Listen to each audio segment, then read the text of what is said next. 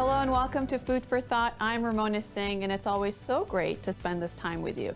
Today's topic is, what is your relationship with social media? Yes, social media has been around for quite some time, and we all have some sort of relationship with it, whether it's full-on committed relationship with social media or lack thereof. And joining me to talk about this specific topic is Yudhvir Jaswal. He's the group editor of Y Media. Hello and welcome. Hello, thank you so much. I think you're right. We all have our own relationship with social media. I don't think so there's anyone who can say he or she doesn't have a relationship with social media. It has been around for almost 2 decades, whether you talk about YouTube, Instagram, Facebook, TikTok, LinkedIn, and so many, and X, formerly known as Twitter. So yeah, we all have our different relationship with this social media. Yes, and I think some people even go through breakups, right? Like when you see the announcements, I will be off social media for quite some time, and then they're back on. And so it has been, around for a few decades now, or a decade and a half, I would say. And I mean, in terms of us using it, I think it was really last decade. It started in the late, 2006, 2004, 2007. I think by 2010, most people were on social media. I think the onset of the iPhone really changed things, because then you were able to have your internet with you. And then with apps, and then all those social media platforms having their own apps, it just changed everything to be able to be connected all the time, have notifications. And, it was a really cool experience at first, because, you get on there and, then you connect with your friends and your family. And, if you went to school far away, or if you worked in different places, back then, if you didn't have people's emails, you didn't know really how to connect. But this was like a way to see their pictures, see videos, see what's going on. And it was just really nice to be able to write, comments as they share, their pictures and what they're up to and their updates. And I think at first it was just very an amazing experience to be so connected. And it still is, but it has morphed to now, it's, I would say, we were saying its own entity almost. It's a fully live functioning, let's call it a being that, you can, go into, and still, you can have access to what your friends and family are doing, but also now you get your news. It's what you use for your business, for networking, to get inspired. There's so many great uses of it, but although, now that's been over a decade, a lot of research has shown that it's having some negative impact on some people. And so that's what we're going to get into. But what has your experience been with social media so far?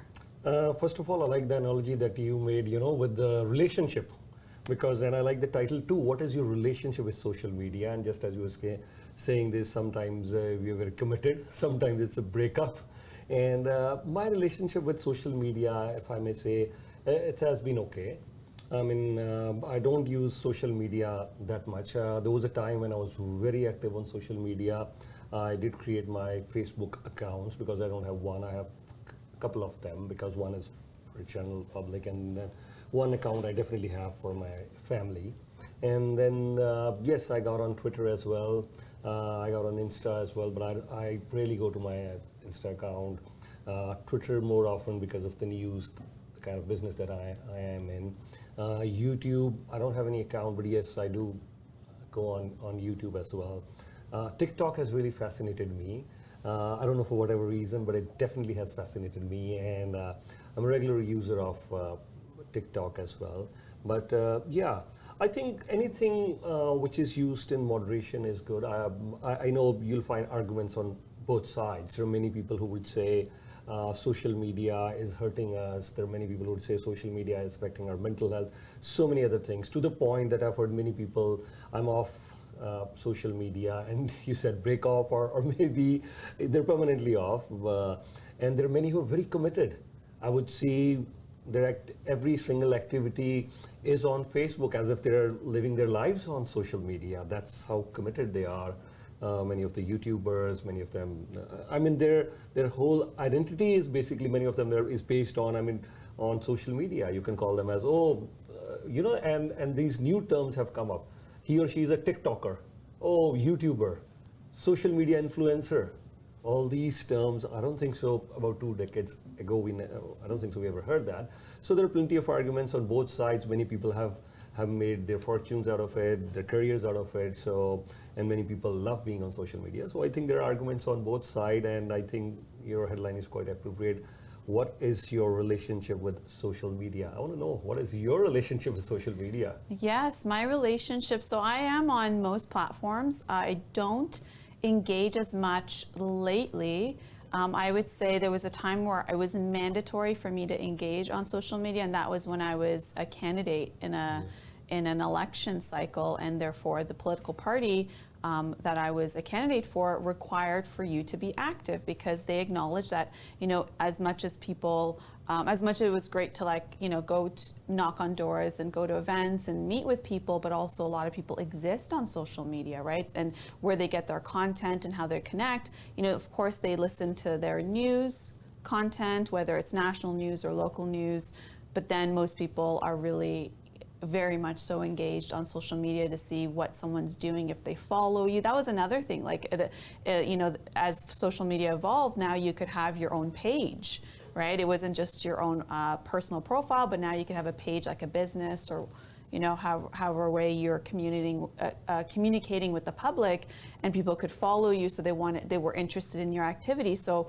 this was something that was a bit hard for me at first, because I've always been so private, and when it was required to be on social media because of that period of the election cycle, so then I got used to it, because then I remember I had to go and get a social media person, because I was like, I wouldn't even know what to post, because when you're just so busy kind of living your life and you're doing stuff, but you never think like, oh, wait a minute, let me take a picture, right? Let me capture this moment. And then you soon realize that if it's not captured, it's almost like it didn't exist, right? Because you could be so busy doing so many good things, for the work that you do, but if there is no, I guess, proof of it, then it looks like you're doing nothing.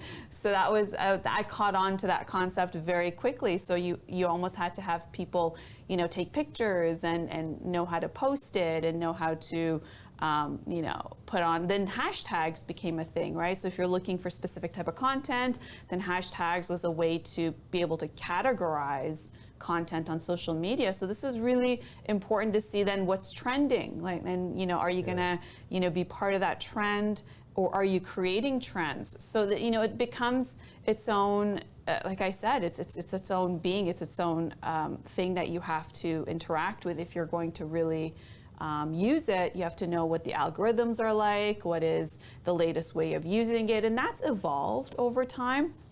So that, I think that phase, because I think I was doing that for like a year, and then I became comfortable with it. But still, what I did was I had boundaries around it, because some people will use it for two-way communication. I just used it for one way. So very rarely would I go and engage with comments or whatnot. And I think that kind of kept my things pretty well, because then you're just keeping a balance, like I have to do this, and then at some point you're like, yeah, it's nice to be able to share to some degree, but then also, there's always going to be also negative and positive feedback that you're going to get. Just like with anything, if you make your work public, then you're asking for feedback, right? And you may not think you are, but if you share anything and you put it into the universe, and in this case, on social media, then you're open to what people will say, or whether you feel good about it, whether you don't.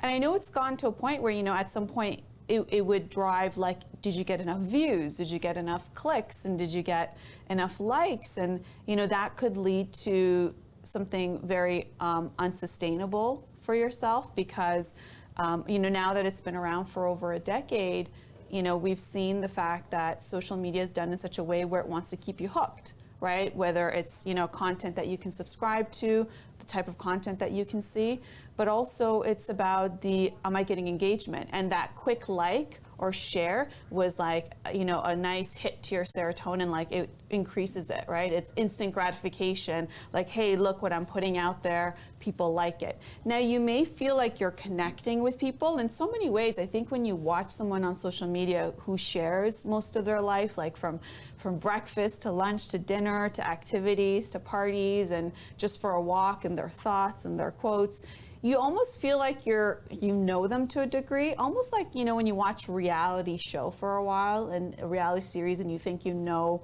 the reality stars because you've seen them for a long period of time. In many ways, there's so many people that you know only on social media, but you don't know them in person. And when you meet them in person, you're almost, you have to recalibrate in terms of, who you're meeting versus who you've been watching. So it's also good to keep that in mind, that you're seeing snapshots of people's lives, right? They're not in that, in that image like 24/7. So there's also a lot of that to be mindful of too. Yeah, I like your point. You very well. You discussed it that you entered into a one-way communication with your social media. Yeah. Yes. Nothing right or nothing wrong. I mean, you all have to set your own boundaries, whatever suits you. And I still remember late Rishi Kapoorji. He said, no, I would go right in the middle. I would say something on my social media account, and then there were trolls all over, and I'll go on Twitter and I'll say something. Kapil Sharma also does engage a lot. There are many people who love to engage. They want to be right in the center of the controversy, which they create their own storms and their trolls, and then they want to be right there in the middle. Yeah, so I like it when you say, okay, fine, it's a one-way communication. You say something or put out there on the social media, and then, okay, fine, it's for others to comment yes or no, whatever they do. That's a fine boundary. But relationship with social media, you just mentioned another thing as well, that there'll be many people who'll put out their whole lives on the social media. Nothing right, nothing wrong. If it suits them, that's fine. There are others who would always say, why are you seeking validation? If it suits them, it makes them happy, it gives them some sort of dopamine or any other thing which makes them happy or confident or whatever, that's fine. That's their life. I don't want to call out on anyone. I don't want to judge anyone here. It's good. The other thing we could be mindful of, as you just mentioned, that sometimes what happens is in today's world, there are challenges because you rightly said so. All these social media, big companies, because being in media, are trying to see how they function, how much revenue are they generating, what are their revenue generators. One of the things is they all have attention engineers. The attention engineers, how they make all these algorithms is that, yes, they make sure that, yes, they're seeking more and more attention. The more time we spend on social media, the more money it generates for the social media companies. That's how it works. And you see that more often than not, what happens is you just pick up your phone, maybe you switch on a social media thing, and you're down the rabbit hole, and you just realize, 10 minutes, 15 minutes, or maybe even more, half an hour, it's gone. Many people spend hours and hours on social media, So yeah, that's the thing we need to ask ourselves, and maybe is it hurting us or not? Is it affecting our mental health? Are we less focused? Are we having challenges in paying attention? Is there any stress? Is there any anxiety? Is there any loneliness? Is there any cases of depression related to it? I think there could be studies, and there are studies, but I think it's a bit early to get on to the conclusion because it's less than 2 decades here. So more and more studies are coming out, and we have people on both sides presenting their own arguments. My thing is, I think if we do it in moderation, like for me, I've never turned, you won't see my ringer turn on ever, no. No notifications for me, no ringer turn on for me, my phone.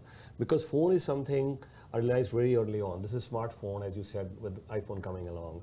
Whether the phone is smart or I'm smarter, that's my thing for me. So no ringer on for me, no notifications, and same with social media as well. I'll only go on social media if I have to. That's if I have time, I'll go on social media. So if I don't have time, it's off the limits for me, because I make sure that if I have to focus on the things that I have to do in my day. So, and my philosophy for social media is the same. It's a sin to waste time. So I treat it as an entertainment. So if I'm seeking entertainment, nothing wrong with that. Just as people ask me, Yudhvir, what do you think? You're in media, print, radio, digital, TV, which is the best media? I said, depends upon you. Just as you pick your own media to consume news or entertainment, print or radio. So very similarly, social media, it's your personal choice. You could watch movies, you could play or you could consume social media for entertainment. What's your take on this?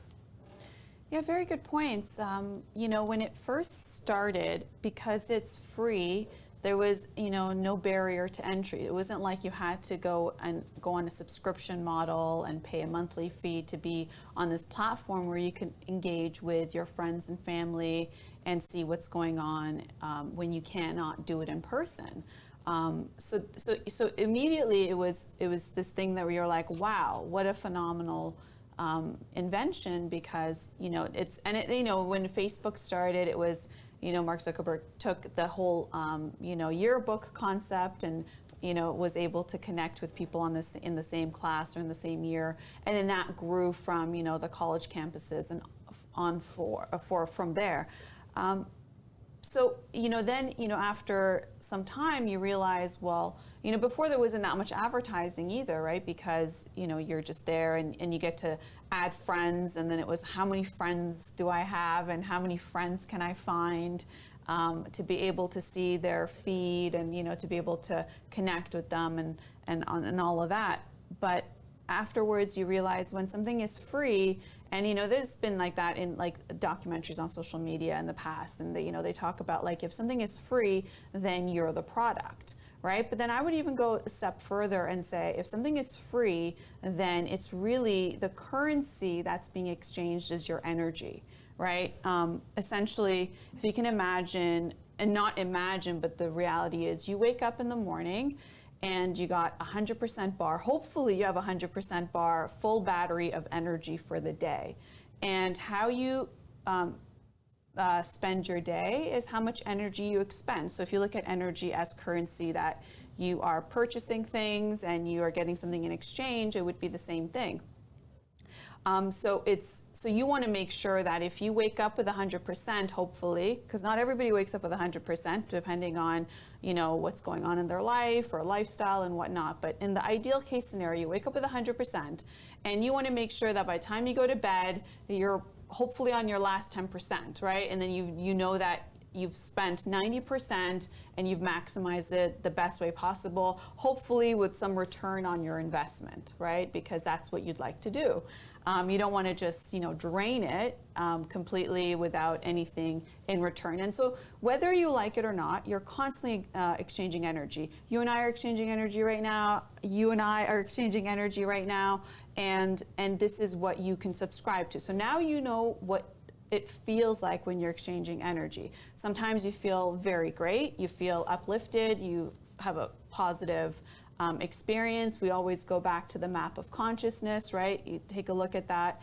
It's been measured from 250,000 people to see that, when they feel shame, they're at, 20 hertz, guilt, 30 hertz. And I'm just going off memory, but you want to get then, past fear and anger and all of that. You want to get to neutrality, which is 250, and then there's willingness, love, 350 and onwards. When I say these numbers, they're actually measured in hertz.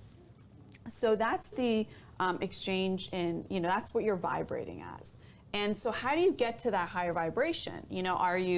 Are you practicing like meditation, journaling? Are you spending time in nature, doing things you love? Does your work fulfill you? Do your relationships fulfill you? We know we need 3 basic things to survive. Without them, it'll be very difficult. It's going to be, your food. You need to eat to keep this body going that you exist in, that you live in for this lifetime. You need to have shelter to protect you from the environment, and you need human connections, right? So if you don't have human connections in person, a lot of people get the human connections on social media, which that is a very positive thing as well. But what I go back to is, yes, it's free. Yes, you can go on anytime. It's not like a store where it opens at 9 a.m. and it closes at 6 p.m. It's 24/7, and there's always things you can now subscribe to, the type of news, the type of content, if there's celebrities you follow.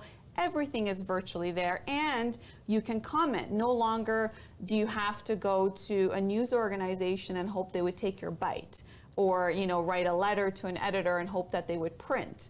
Now you can just write and print your own comments and engage, and hopefully they'll engage back with you. And so it's a free-for-all. It's a place where you can just do all of that, which sometimes you wouldn't even do in person, right? It's like, how often do you go up to somebody in the mall and just say something to them that you don't know, right? But on social media, you don't know a lot of people, and you will make comments, right? And you will just engage, and you will share your opinion, and maybe sometimes they ask for your opinion, but a lot of times it's unsolicited advice, or whether it's negative or positive. And you know what's great is when you're reading the comments, and some people just write like beautiful comebacks. And you're like, how did you think of that? And then the other person one-ups them. And it's just this entire thing that now, like you just mentioned, some of the Bollywood stars or some Hollywood stars will use that to get into the media. Like, how much do we now, you know, running Y Media as a news organization, how much do you now take content of what they put on their own social media? That's now making news, right? They're generating news to get more eyeballs, to be able to, you know, be more relevant. So going back to what's really going on, like what's really going on, right? Because we know how to use it, we know how to engage with it, we know how it feels, but what's really going on is you are exchanging your energy, right? And you shouldn't give your energy away for free, or that easily, or that cheaply, because you want to make sure you have enough to get through your day. So I would say, figure out what are the most important things to you in your life for your day, right? You have a family that you support, you have kids, you have work, whatever those things are, those probably should take priority, because you got to expend a certain amount of energy in those to make them functioning, right? Like if you have kids, you got to feed them, you got to take care of them. If you have work, you got to get to it, and you got to do certain things. Your relationships, if you're taking care of your parents, whatever the case is, those things, if you don't show up to them, you know, maybe one day you can get by, but you know, soon enough, it's gonna affect the situation if you avoid, or if you don't show up for those things. So you got to know, you got to allocate. So I would even make a pie chart, right? Like seriously, I'm being very serious, because where your energy goes is a good prediction of your life, right? So I've done this. I actually did this for my sisters, and it came out of the blue. I was sitting with them, and all of a sudden I just took a piece of paper.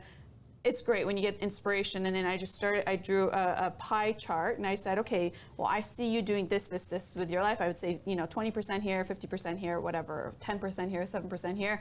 And then I said, well, you know, if you want to know a prediction of what your like day is going to be like, what your next year is going to be like, what you're going to be in 5 years or 10 years, look at your pie chart.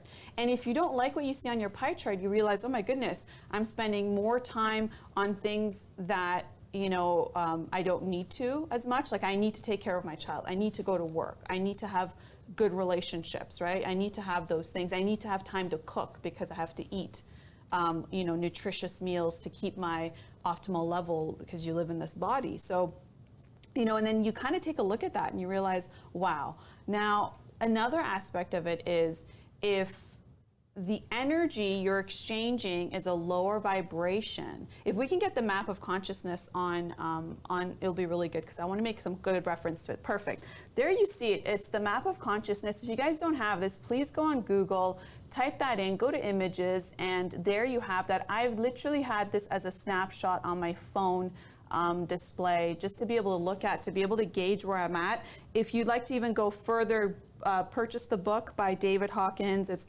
Power versus Force. And there you see, okay, so let's just say Ramona wakes up, and she wakes up at 250, which is neutrality. Hopefully, because I had a really good night's sleep and I feel fantastic. So I wake up and I'm neutral. And then I say, and I pray a little bit, and I think about my day, and I go all the way up to like acceptance or even joy, because I've planned myself a really good day. So there I go from my neutrality at 250 hertz. This is a measurement in hertz, just like how you would have measurement in electricity, which would be voltage. This is real, people. This, you could see like anything that goes from shame, which is 20%. So if death is zero hertz, shame is walking dead. Guilt is walking dead. You can see that in that cone. You see that you're suffering, like your life is just one of suffering. As you go up and you see getting by is, you know, courage, pride, neutrality, getting by, right? Then when it gets to the blue part, you can see that's your expanded self, not your regressed self. So let's just say I plan myself a great day. I do my prayers, I do my meditations, I do the walk, I wake up early, I get my exercise in, I feel great. I'm on top of the world because I had a really good breakfast. I'm feeling good in my body. I feel strong. So I'm feeling at love. I'm feeling at joy. I'm at 540. And then I flip on my social media and I start seeing,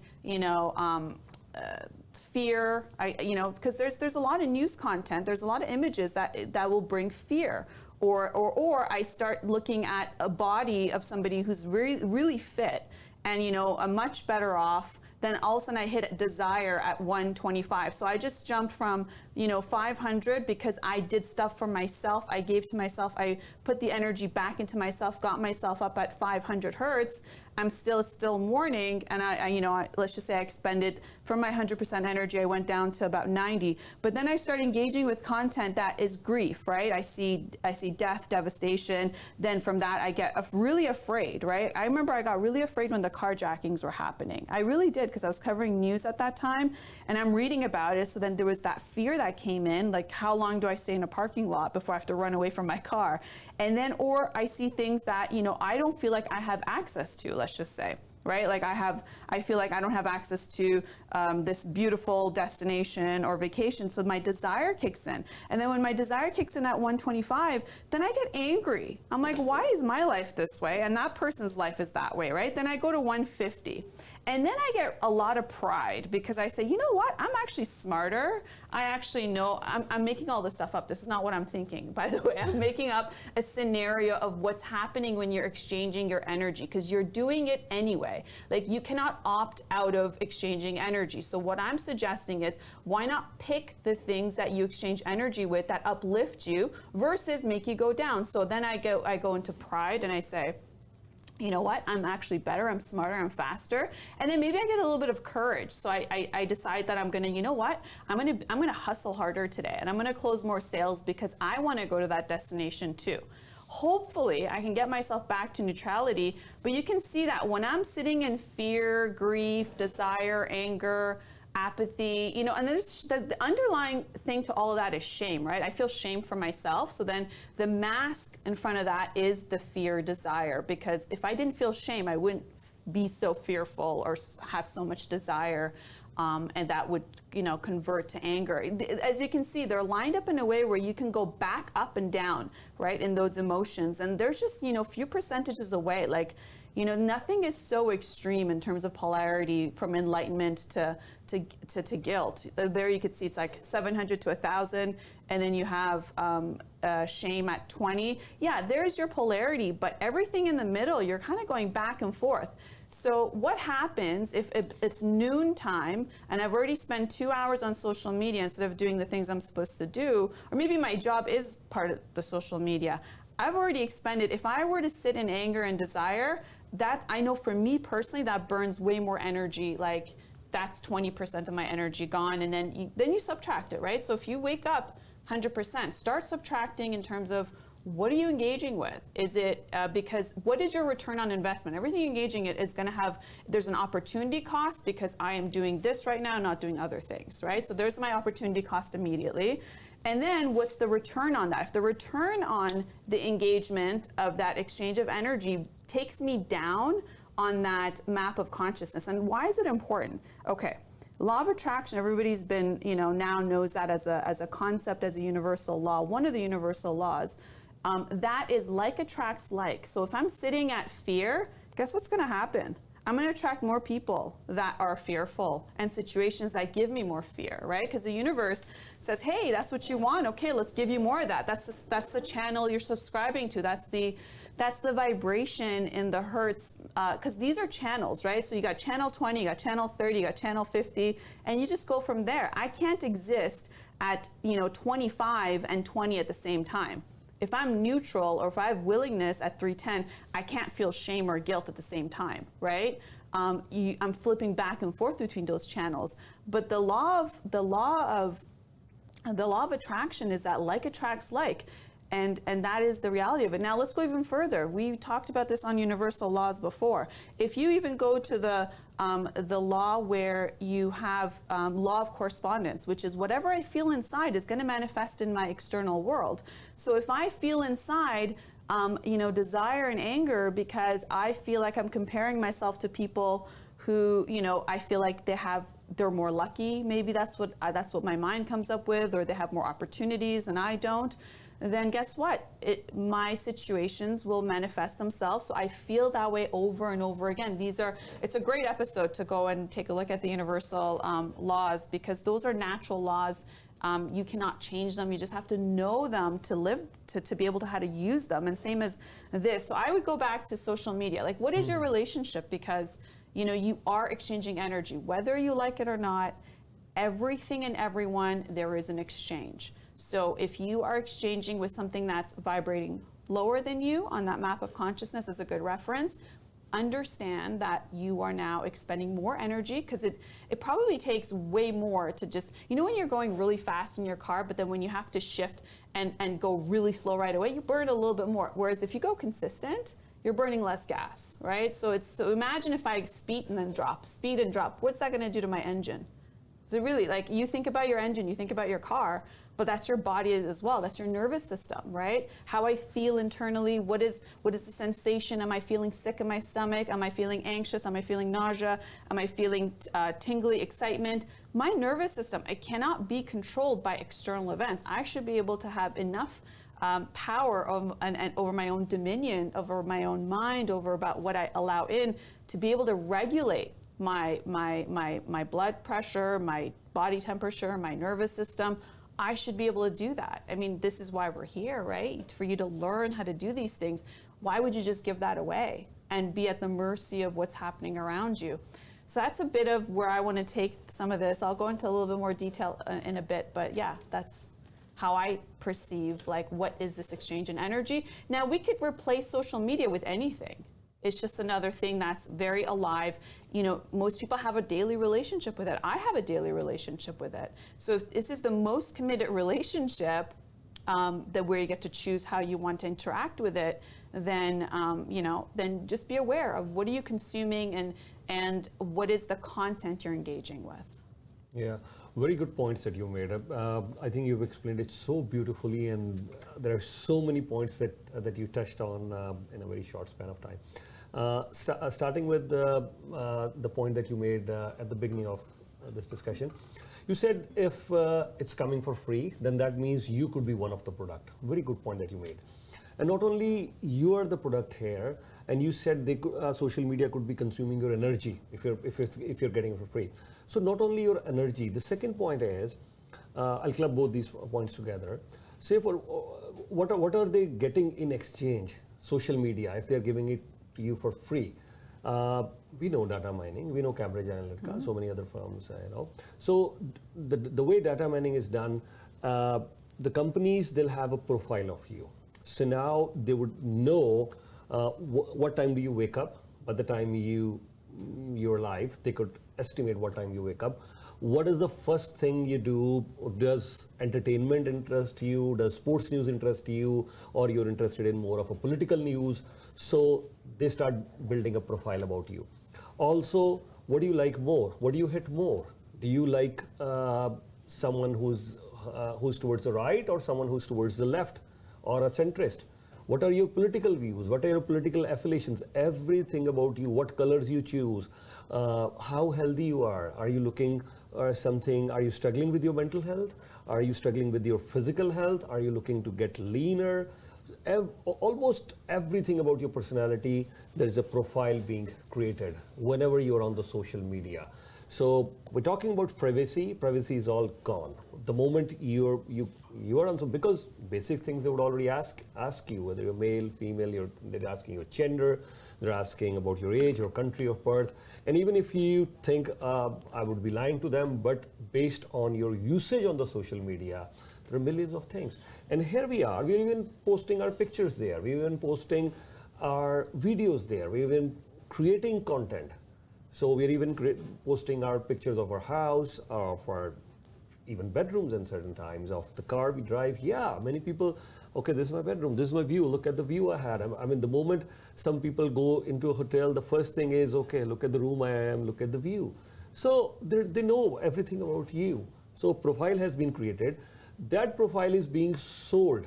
That profile is being sold to millions of people who are ready to buy it. How's that? Okay, start with the political, any political party. They may not want to target someone who's already affiliated with them. No, they don't want to spend any time, money, energy on them. They would only target you if you are affiliated with a different political party. They'll start showing you something off and on, to the point that yes, they would want to present a better picture. That's what this data mining is all about. Second important point, you were mentioning that, I like that graph that you always show from guilt, shame, fear to good things, joy, happiness, peace, love, and at the top you have enlightenment. So, which is great. Now anyone who's on the social media, if they are trying to get validation for anything that they do you think where would they stand? There should be another point, trying to get validation. So if you're trying to get validation, maybe there's some desire, maybe there's some shame, there's some inferiority complex. There is something that we seek all the time. So that's maybe, I'm not saying all the time, but maybe that could be one of the reasons. So that is why many times if you're on the social media, people say loneliness, stress, maybe you could get more anxious, or people maybe even get depressed with too much usage of social media. If it is done in moderation, it's good. Another very important that point I want to discuss over here is you were talking about the news. Now you can go on your Facebook right now, and anybody who's watching this show, they can go on their Facebook right now. Ramona Singh has been declared the next Prime Minister of US or President of US. Nobody's going to ask you, there's no Prime Minister in US. And even if you say I'm the President of US, nobody's going to ask you. Because social media, on your Facebook, on your Twitter, they're not going to remove that content. No way. Because anything which is out of the ordinary, anything which can get viral, that's how the social media thrives on. You can go on your Facebook and put some video, maybe people from two different identities. There's some sort of violence, there's some sort of it could be even a hate message as well. It will take time for the social media companies to pull it down. But by that time, it has gone viral, it has been downloaded, so many things have happened. So that's another part of the social media. There were already fault lines, they were existing for millions and millions, for millions and millions of people for so many centuries. They existed, I'm not saying, but social media has amplified it. How? Because earlier there was no media, then came the print media, radio, or the electronic media. But still, how many people would read print media when it arrived? Not many. But here is social media, we're all hooked up on our phone, we all keep checking everything regularly. So this has basically amplified, if at all it's a good thing, which is great, it'll amplify that as well. If there is something regarding health, good diet, or anything which is good for our consumption, the social media will help in amplifying that as well. But I've seen more so if there is some sort of conflict. Say for instance, there is some sort of conflict in Europe, there is a conflict maybe in Middle East, there is a conflict maybe in Asia, a conflict in North America. So that could have stayed there and could have been sorted out. But here comes social media. Even if you pull out videos for maybe 5, 10, 15 years ago and tag it as if it just happened yesterday and start releasing that. And being in media, I've seen that. I'll give you an example which I did on an earlier show in Food for Thought as well. We highlighted news where one of the spouses killed the other spouse. It was a murder news. It was news that yes, one spouse murdered the other spouse. We put up, obviously we had a picture, so we put a picture there. And it was shared, there were comments, there were likes, and most of the comments, you know what they were? No, was anybody even reading the headline? They were saying, nice picture, good picture, great. And there were comments down there, and we also wrote it down. Guys, please check. It's a horrible crime. One of the spouse has murdered the other one. But what was going on? Still, people didn't even bother to read the headline. They just saw the picture, nice pic, cool guy, this, comments, and people were sharing. As much as it was okay for us, where our post was getting a lot of likes, shares, and comments. But I was thinking, what's going on here? Another aspect is on social media, not everyone is accountable. You can have fake fake IDs, and there are so many people with fake IDs can do whatever they want. And I think to the point that if we want to build a cohesive society, if we want to build a society which is progressive, and this has become a matter of national security also for many countries, yes. Because today through social media, elections can be targeted, the democratic process can be targeted through social media, and it has been proven and done in the past. So this is one of the things which is definitely a worry. Combine that with AI, combine that with deep fake videos, and here is social media. A deep fake AI video on a responsible media will definitely be held accountable. But a deep fake AI video on a social media, it's difficult to track, and there is no delete button on the internet. So the challenges are immense as far as social media is concerned. Of course, there are lots of benefits too, please. Can you give us some examples of the deepfake for people who maybe don't know about it with AI?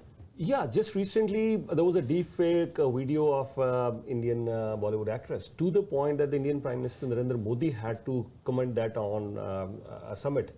So the Indian Prime Minister commented on that one, and it didn't stop at one deepfake video. For deepfake, with AI and deepfake video, it will look like as if it's yours video, and it was a very vulgar video that we all saw of a very famous celebrity.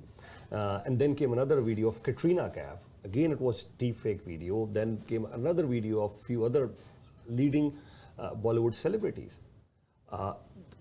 They're all married. I mean, not the first one, but then Katrina Kaif is married. Aishwarya Rai is married. She has a daughter. She's an international celebrity. So you're bringing in deepfake videos which look like true, and they're very vulgar, they're very obscene. It's all over the net. And I mean, if Katrina Kaif comes out or Aishwarya Rai comes out to defend them, what can she say about that? It's going to make it even more popular, those who don't know. And if she doesn't come out to defend that I'm not the person in that video, imagine how horribly wrong it's going for her. So I think with AI, and there is so much to the technology because it's a double-edged sword, whether it's social media, technology, or all these things.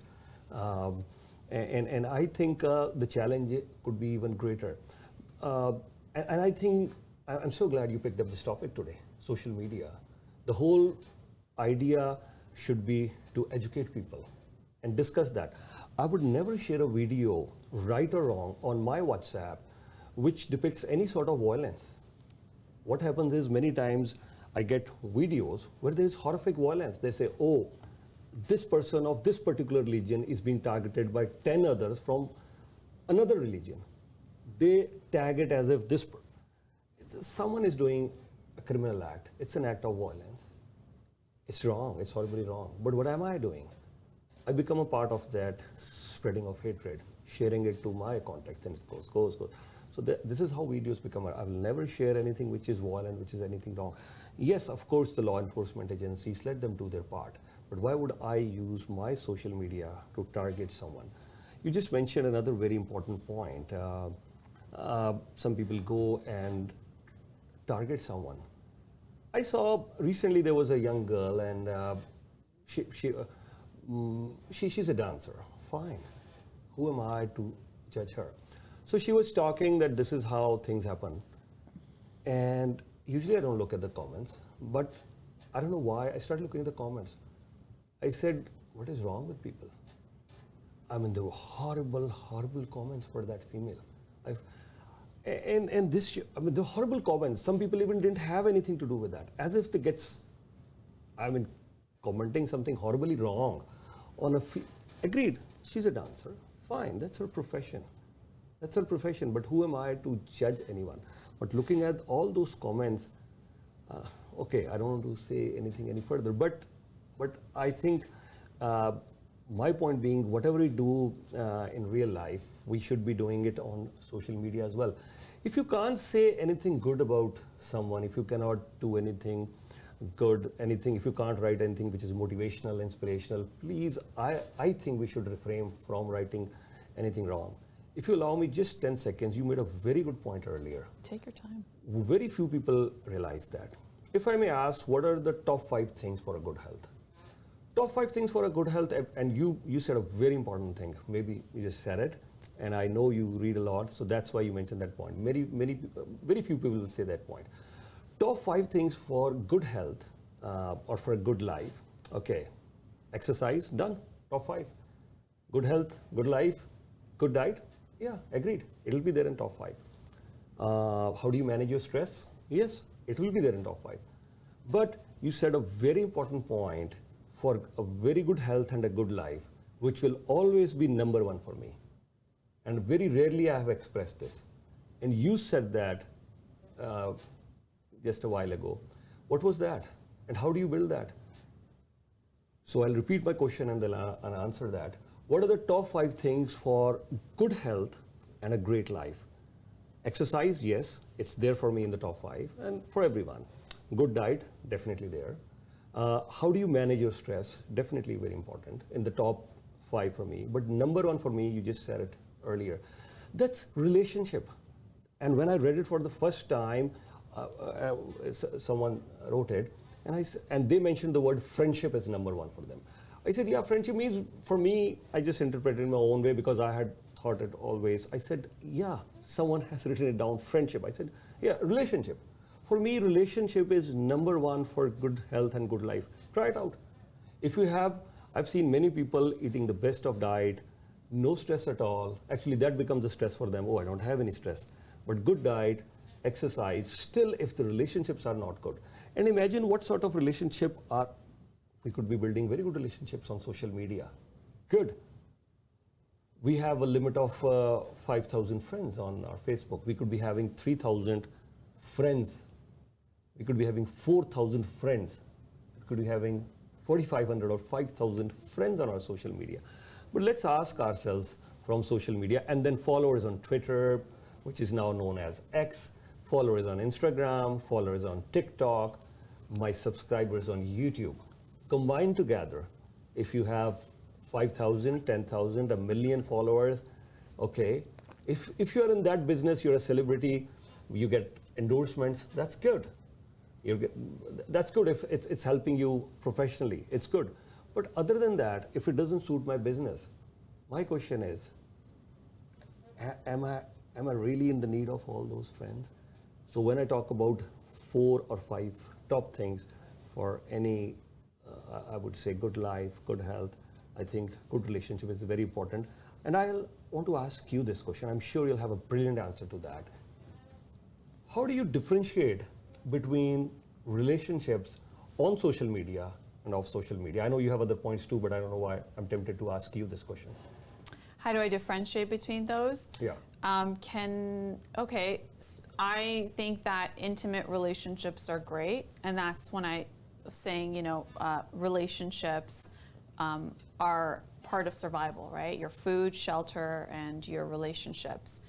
I think intimate relationships where you can talk to someone, you can completely be yourself, and generally have that exchange. You're exchanging that, energy anyway with people and with things and with ideas, because it's the seen and the unseen that you're exchanging energy with. But if it's somebody you can actually talk to and confide in, and somebody you care to also be there for them to confide in and have to create that space for them to be a part of, to share memories with. And some friends may be far away, and the best way you can share memories with them is on social media, but also, are you spending FaceTime with them? Like, are these people who you can actually physically touch and talk to as well? Because as many people may, wish you a very happy birthday or a happy new year and all the other festivities, but who are you actually celebrating with in person? Because that will last a lot longer for you as an imprint in your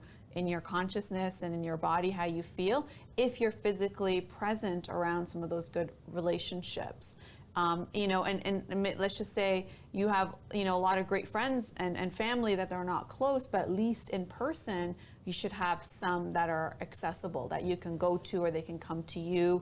You can share meals with, you can, eating food with someone is really important, to be able to share that, because, food nourishes you and good conversation should also nourish you.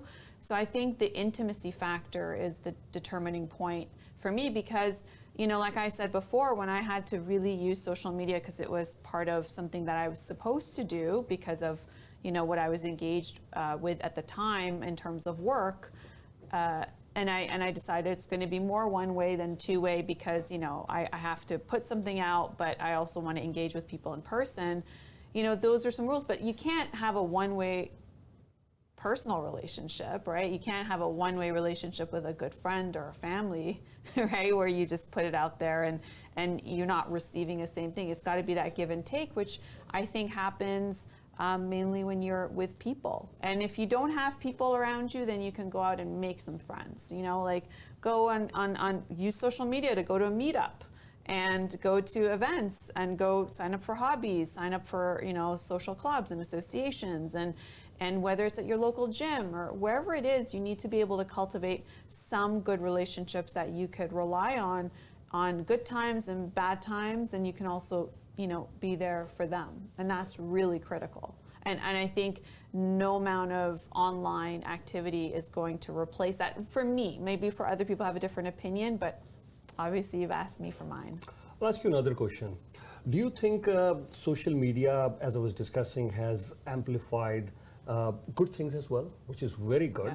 Yeah. And social media, you can learn a lot from social media. You can get inspired a lot from social media, I must say that. You get a lot of news from social media. You get a lot of research from social media. I have to say that as well. As long as you check your sources, verify the sources, right, which is very important, not necessarily whatever is there put out as research. And more often than not, you could be tricked because more and more people are consuming fake news, more and more. And thanks to social media, that's part. But I'm talking about good things about social media as well.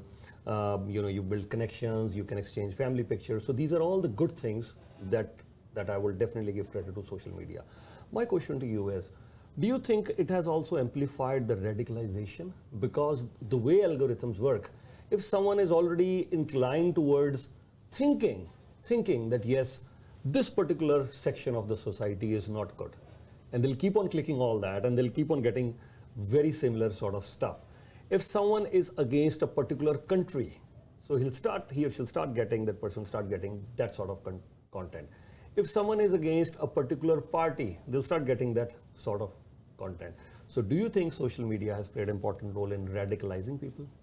I think it's on both sides. Yes, in some ways, and depends on how you use it, right? Like money in itself is a good thing. It's a tool, right? It's it's your relationship with it and how you use it that then you can talk about, is it good or bad, or what's your relationship with it, right? So anything in itself that's a tool, it's like, how do you use it? How are you going to exchange that energy with it? What is your connection to it, and what are you going to do from that?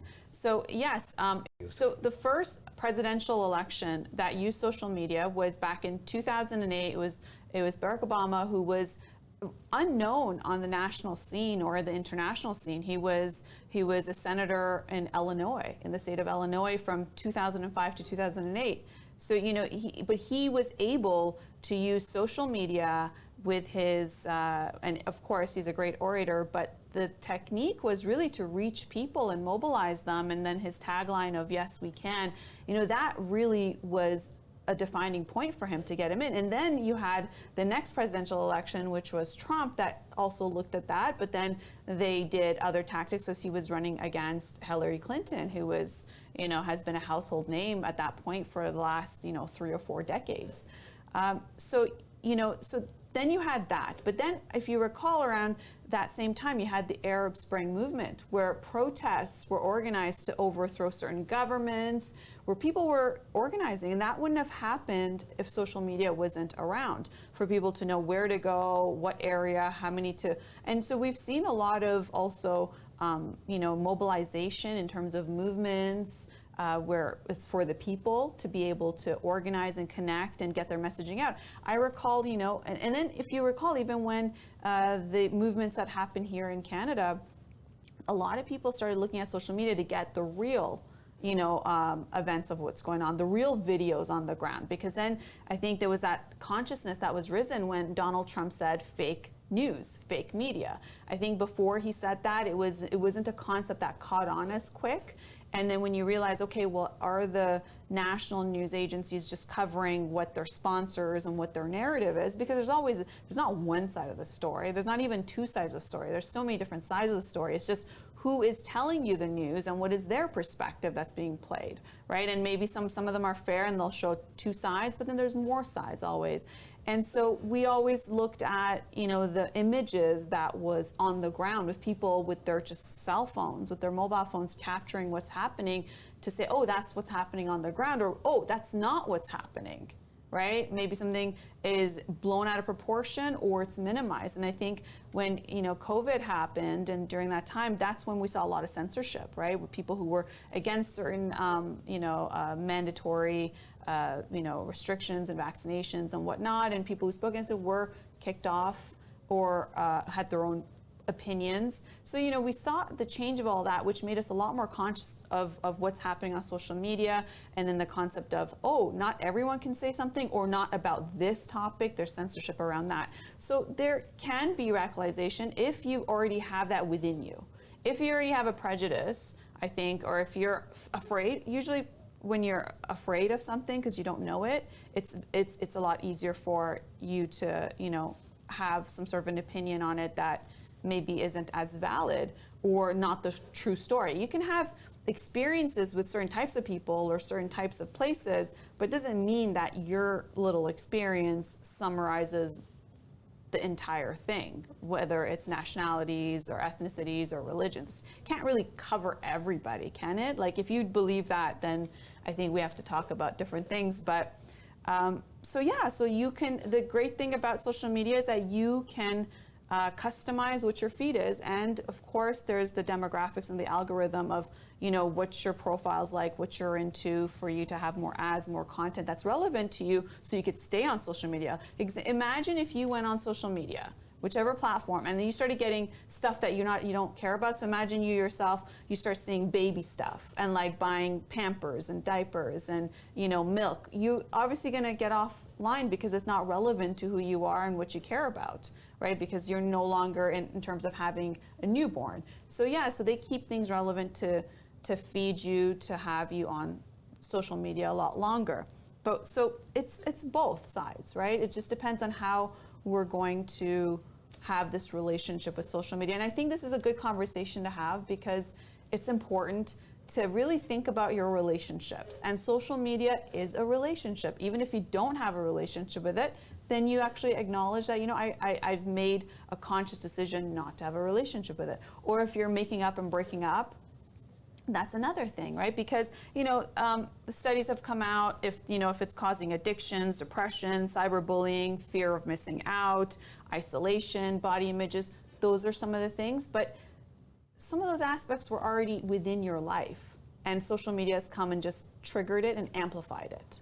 So if you get off social media, does that mean you solve some of those things? No, if you're feeling isolation, it's about having your connections. If it's about the poor body image, it's about making sure you feel good on the inside and on the outside. Because a lot of everything, not just on social media, but in life, it's an illusion, right? You think you're here and you think you got your personality and you got everything figured out, but it's an illusion. It's part of what you think you're supposed to do. It's what you think you are, but you're so many things, right? Like, for example, if you stop doing the show, right, Food for Thought, which is a different type of content than what maybe not today's show, but usually a different type of content than what you do naturally, then it's a part of you that you just don't use as much. And when you have to engage with certain content, it's part of you that you open up. We're multidimensional beings. And so I think social media is a way that has triggered a lot of these things, the good and also some of the bad, right? The good stuff is that there is a lot of inspiration. You get to know what's happening per minute. You get to connect with anybody anytime you want. You get to engage with it as much as you want. If you want to build, when it comes to a network, when it comes to business or your connections, that's all available to you. No longer do you have to ask permission to be able to be included in a society. And when you look at the number of subscribers that these platforms have, it's more than any country, right? Like we're talking about billions of subscriber, and so there's only 2 countries that have gone over the billion mark. But we're talking about they're fully fledged operational, its own economy, its own rules, its own way of, and we're all citizens of that country that we call those social media platforms. And I think as much as we have these rules within our home country of what are the laws, how to abide by things, you wouldn't leave the door and just go slap someone on the street or like kick someone or say something rude in person. So there's also that, I think, taking that sort of etiquette also online, because karma's karma. It's not like, oh, I'm good with my family and physical things, situations, I try to have a good karma, but online, I have a different personality or a different persona. Karma is karma. It's gonna, what are you contributing to the world, right? And also, first I would say, what are you gonna do with your energy level? You got 100%, hopefully, and give to yourself. Make sure you use the energy for yourself that you need to get things done for your life. And then when you have time, then pick and choose the content that you're going to engage in that is going to uplift you, not bring you down. And if there's things that you need to see, because it's a hard time in the world, yeah, but you limit that to however much exposure, sites that are relevant, statistics if you want to go into that.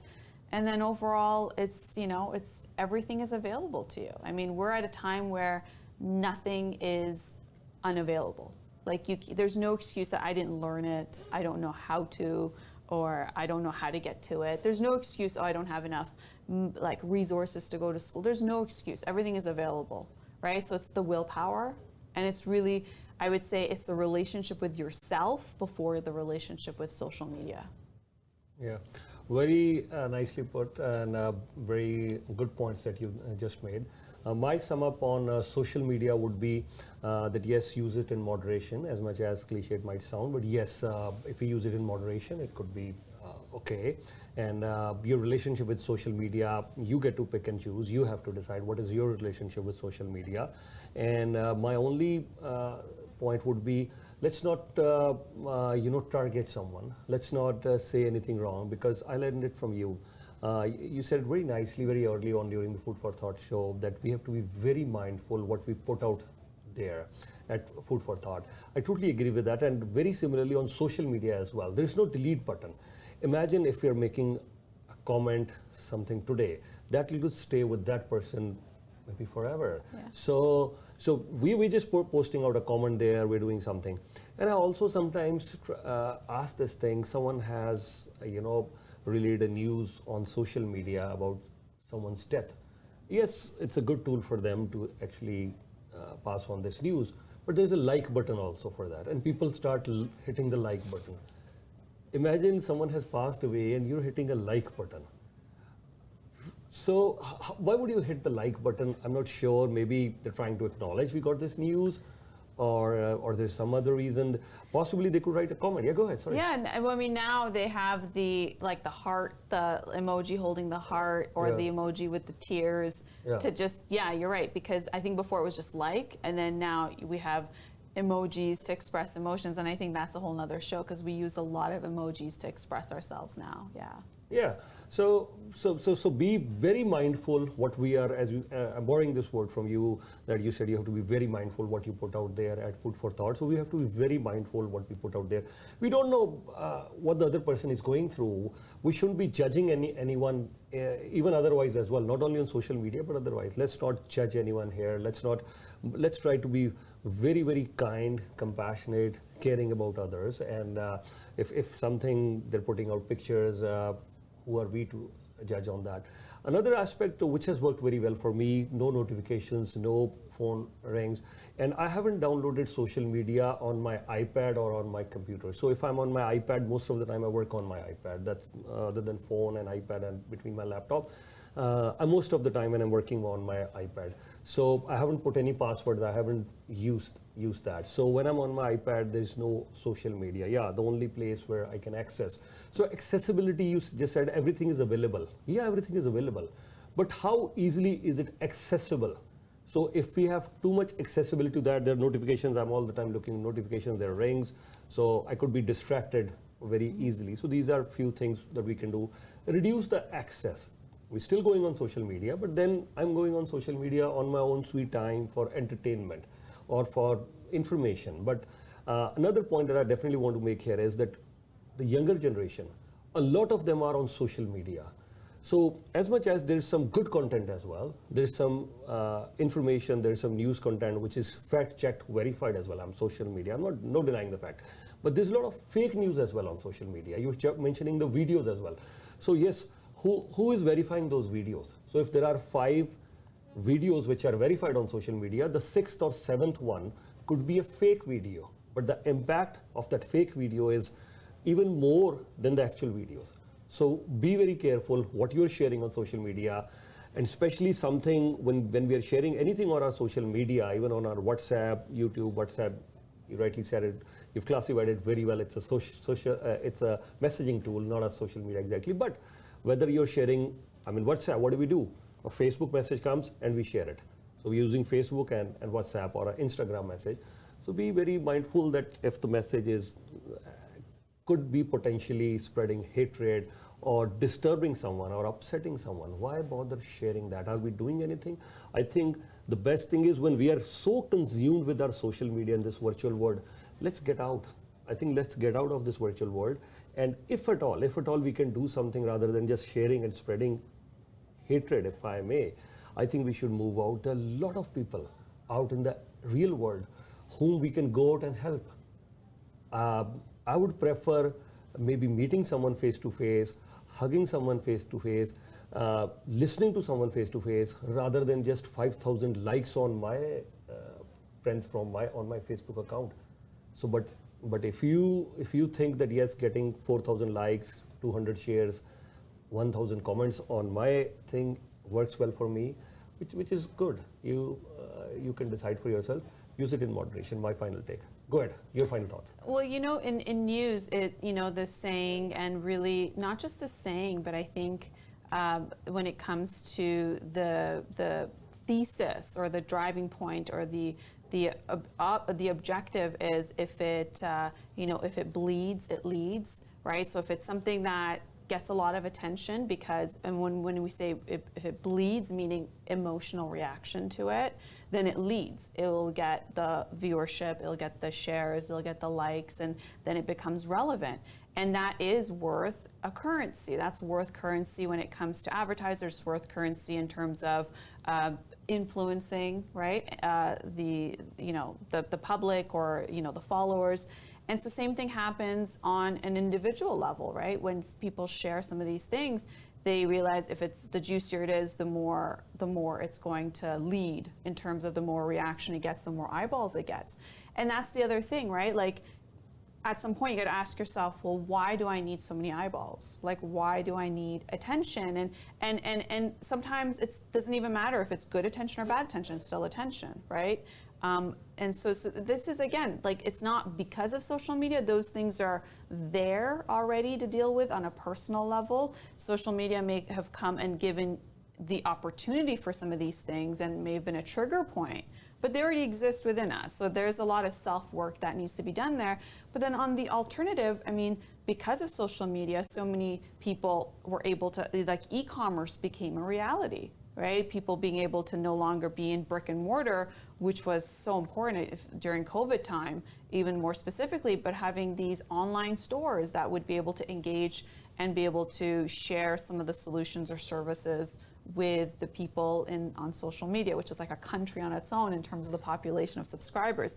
So with everything, I think there's that responsibility, right? Like, in Canada, you need to be of a certain age to get your G1 driver's license, right? And G2 and G. And so there's age limits of, when you can go to places that are considered for adults, like, such as nightclubs, or an age when it comes to consumption of alcohol and tobacco.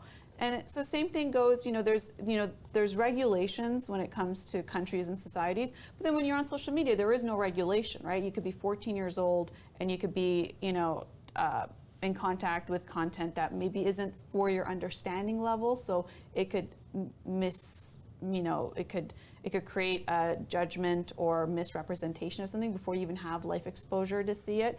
And I think we were fortunate because we do remember a time before the internet, before the social media, before all of these things, which is great in its own way. But you're right, when it comes to the millennial and forward generations, not past, forward generations, they are in the information age where they don't recall a time where everything wasn't so accessible. So I mean, again, that's education in terms of family, friends, maybe schooling, whatever the case is, to be able to let them know in terms of moderation and what's real, what's not. But it's as opportunities are growing, and with AI, and that's I think a whole nother discussion. Again, AI is a tool.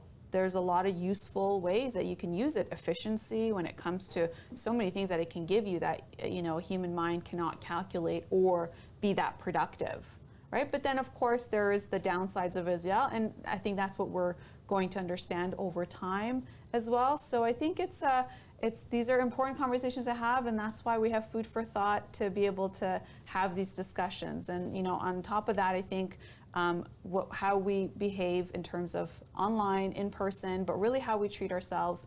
There is, just be kinder to yourself, to others, because there is a karmic footprint you're leaving. And on that note, I think the Ho'oponopo is a great way to be able to wrap this up. And anytime you experience any sort of anxiety or unsure or any confusion, a Ho'oponopo is a prayer. It's a Hawaiian prayer. It's just 4 sentences, but it totally shifts your energy, like that map of consciousness, and hopefully takes you to neutrality, 250, and love and above. Joy, peace is where we want to go. So it's I'm sorry, please forgive me, thank you, and I love you. I'm sorry, please forgive me, thank you, and I love you. I wish all these 4 sentences could guide our relationship with social media. That was the message today, and certainly I'll be more mindful that yes, these are the things. I'm sorry. Yes, it's not going to hurt anyone. And please forgive me when we seek forgiveness. I don't think so it's going to hurt anyone. And please forgive me and thank you when we're being grateful. It's always good. And finally, if we are spreading love, I love you. Nothing better than that. Thank you. On this note, Ramonaji, I think our Ho'oponopo prayer is always a great feeling. It takes us into that zone. Thank you so much. Thank you. Until next time, take care and be well. Take care.